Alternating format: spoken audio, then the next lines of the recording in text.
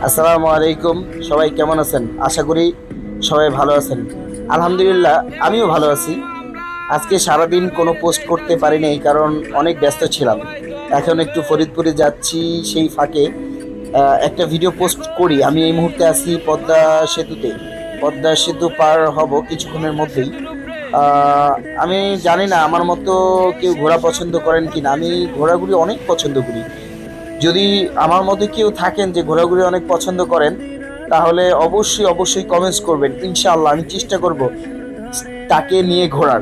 আর সত্যি কথা বলতে কি, আমি জানি না আপনারা কথাগুলো কিভাবে নিবেন। একটা সময় আপনার টাকা থাকবে, কিন্তু ঘোরার বয়সটা থাকবে না। ঘু- আমি মনে করি প্রতিটা মানুষের উচিত প্রচুর পরিমাণে ঘোরা।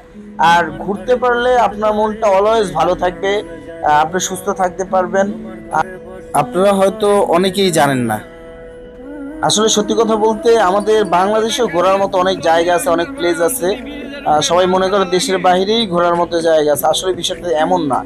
আপনারা হয়তো নীলগিরি, এরপরে হচ্ছে এই যে কক্সবাজার বলেন, বান্দরবন, তারপর হচ্ছে রাঙামাটি, অনেক সুন্দর সুন্দর জায়গা আছে, সাজেক। মানে আপনারা না ঘুরলে আসলে বুঝবেন না। আমি মনে করি প্রতিটা মানুষের ঘোরা উচিত।